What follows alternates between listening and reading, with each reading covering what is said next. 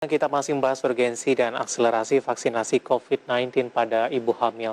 Dan sebelum kita lanjutkan perbincangan, tim redaksi kami sudah merangkum beberapa informasi grafis dan mungkin saja bisa menjadi salah satu referensi untuk Anda. Langsung saja kita ke grafis yang pertama, kita akan coba lihat persentase alasan masyarakat ragu mau divaksin ini pemirsa. Ini diambil dari kata data Insight Center di 23 Maret 2021. Takut efek samping memiliki persentase yang paling tinggi, 46,8%. Tidak yakin keamanan, ini di persentase 43,2%. Tidak yakin efektif, 25,8%. Takut jadi percobaan, 23,6%.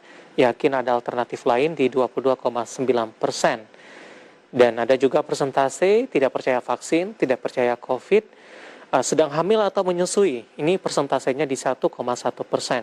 Kemudian yang paling kecil adalah takut akan jarum suntik.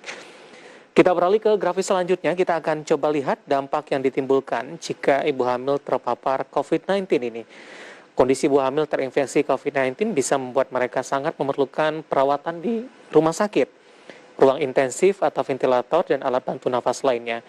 COVID-19 meningkatkan risiko kejadian persalinan prematur, tadi pun juga sempat kita singgung, COVID-19 menyebabkan komplikasi kehamilan lainnya. Nah, ada beberapa vaksin yang direkomendasikan oleh POGI untuk ibu hamil pemirsa.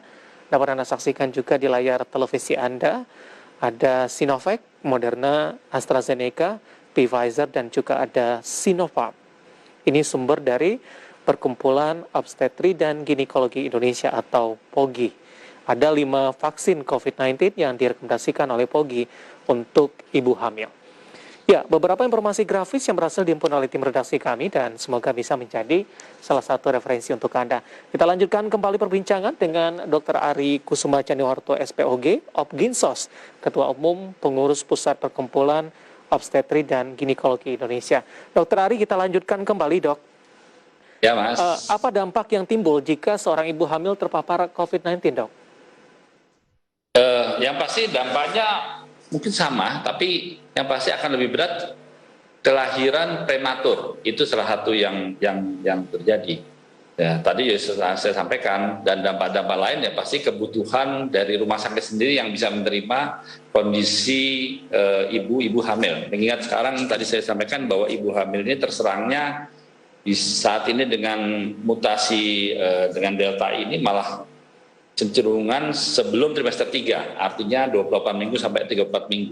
Dan jelas ini akan membutuhkan rumah sakit dengan fasilitas ICU maupun neonatal intensive care unit juga. Itu yang kita butuhkan. Baik, dari sisi treatment pengobatan seperti apa, Dr. Ari? Apakah ini juga pengobatan sama atau mungkin ada perlakuan khusus dalam hal ini, Dok?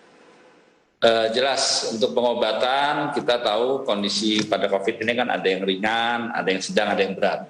Ya yang ringan mungkin sama dengan yang lain, cuman yang kebutuhan dari vitamin-vitamin itu yang dibutuhkan. Namun kalau sudah ada gejala-gejala, ya setidaknya kita harus berikan obat-obatan yang dibutuhkan. Memang ada beberapa obat-obatan antivirus yang dikatakan kontraindikasi buat ibu hamil. Nah, namun kalau udah kondisinya sedang atau berat dirawat, obat-obatan antivirus ini pastinya akan diberikan karena kita harus melihat benefitnya kalau sudah terserang ibu. Baik, pertanyaan selanjutnya, Dok, apakah obat yang dikonsumsi itu aman tidak, Dok? Atau ada perlakuan khusus juga dalam hal ini, Dr. Ari? Insya Allah tadi, obat-obatan selama yang diberikan itu sesuai dengan dosis atau enggak, ini insya Allah aman. Belum ada penelitian dari COVID ini yang sampai bermasalah juga pada bayinya akibat obat-obat yang diberikan. Ya, walaupun kita tahu memang ada obat-obatan ini yang beberapa belum ada uji klinisnya pada ibu hamil. Namun selama ini dalam pemberiannya karena tujuannya untuk memperbaiki fungsi parunya, fungsi pembukuan darahnya, fungsi dari kondisi pasien itu sendiri. Selama ini dari laporan yang ada, belum ada akibat dari obat-obatan itu berdampak pada ibu maupun bayinya sendiri. Baik, Dr. Ari, terkait dengan vaksinasi, ini juga masih menjadi perbincangan dalam beberapa waktu terakhir dari grafis tadi juga dapat kita sampaikan apa penyebab masyarakat tidak mau vaksinasi, baik secara vaksinasi, persentase tadi juga paling banyak takut efek samping, Dok. Kemudian tidak yakin keamanannya, tidak yakin efektif, sementara sedang hamil atau menyusui ini persentasenya hanya di 1,1%, Dokter Ari. Tadi juga sampaikan juga grafis vaksin-vaksin apa yang sudah direkomendasikan untuk ibu hamil dan tidak memberikan dampak yang cukup signifikan begitu. Dokter Ari, apakah rekomendasinya ketika ibu hamil ini melakukan vaksinasi, Dok? Nah, jadi begini Mas, memang di peraturan dari pemerintah, di petunjuk teknis dari Dirjen P2P itu masih ada tertera di situ, tidak diberikan pada ibu hamil sampai nunggu dia lahir. Ya. Namun kita melihat tadi karena ibu hamil adalah kelompok rentan, jadi kami sebagai profesi mencoba mencari jurnal-jurnal yang menyatakan bahwa ibu hamil ini bisa dilakukan vaksin. Nah, sebagai contoh bahwa kita sudah melihat beberapa jurnal, salah satunya beberapa jurnal menyatakan ada studi observasi di Amerika yang ditampilkan oleh Journal of England. Dari 35.000 ibu hamil yang divaksin, di mana 30%-nya pun merupakan ibu hamil yang trimester pertama. Artinya dia nggak tahu bahwa dia hamil, dia disuntik, habis dia hamil. Nah, ternyata dari 35.000 ini dapatkan data bahwa setelah kejadian-kejadian yang kita anggap misalkan takut keguguran, takut apa segala macam itu, hampir mungkin lebih rendah daripada yang tidak divaksin. Artinya bukan jadi sebab akibat. Dan yang kedua, dampak lainnya seperti kita tahu ada KIPI ya, nyeri di suntikan, demam atau meriang, apa segala macam, muntah-muntah segala macam itu, atau mialgia, nyeri-nyeri otot segala macam yang selama ini sudah ada, itu pun datanya tidak lebih dari yang tidak hamil. Artinya malah ada beberapa seperti mialgia atau apa, itu malah yang tidak hamil lebih tinggi. Artinya hampir samalah kejadiannya. Artinya tidak terlalu mengkhawatirkan tentang efek dari pemberian vaksin pada ibu hamil. Gitu. Dan yang perlu diingat lagi, ada data-data juga kenapa vaksin hamil juga sampaikan. Sudah ada penelitian juga di luar negeri yang dilakukan pada AstraZeneca, pada Moderna, pada binatang. Insya Allah juga itu tidak masalah.